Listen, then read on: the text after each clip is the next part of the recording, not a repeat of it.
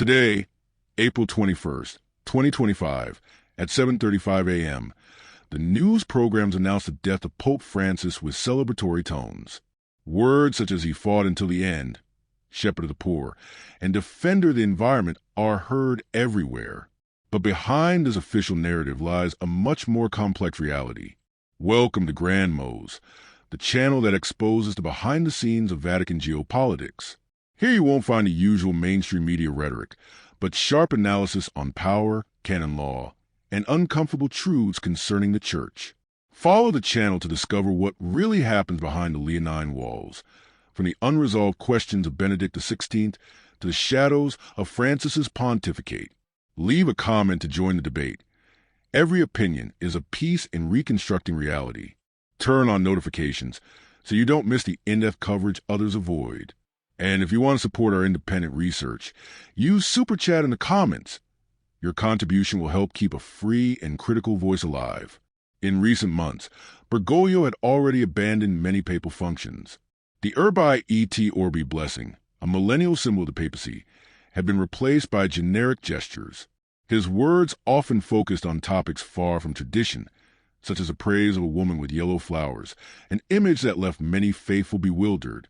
The media exalt his openness to migrants, but remains silent about the social consequences of uncontrolled migration policies, which have fueled illegality and tensions.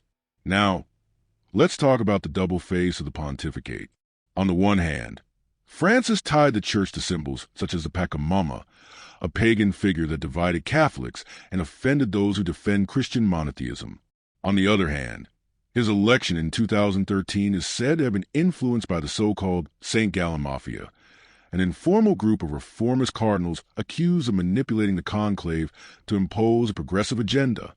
Curiously, while he preached unlimited hospitality, the Vatican did not apply these policies within its own walls, generating hypocrisy and mistrust. Benedict XVI remains the last bulwark of tradition.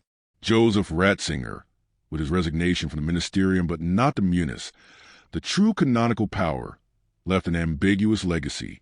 According to church law, his gesture could invalidate the 2013 conclave, making Francis's legitimacy questionable. While Benedict tried to preserve doctrine in a time of crisis, Bergoglio dismantled centuries-old rites and teachings, pushing the Church toward confused identity. The consequences of Francis's pontificate are profound.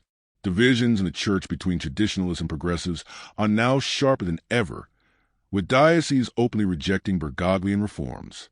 The migration crisis, managed with indiscriminate hospitality and without a social plan, has exacerbated European suburbs, fueling anti-Christian movements. With Francis gone, the next conclave will be a battleground between opposing factions. The future of the Church is uncertain. The cardinals appointed by Bergoglio dominate the electoral college, but the pressure for return to tradition is strong. Some even speak of an honest Antipope who could resign to restore a pre-2013 conclave. Meanwhile, the mainstream media prepare the narrative of the reformist legacy, ignoring the criticisms of the legitimacy of Bergoglio's papacy. In conclusion, Francis leaves a more divided and less authoritative Church.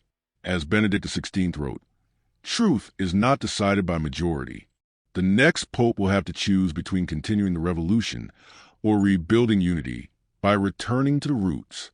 One thing is certain, without truth, there will be no rebirth." Bergoglio's death marks the end of an era, but also the beginning of a battle for the soul of the Catholic Church.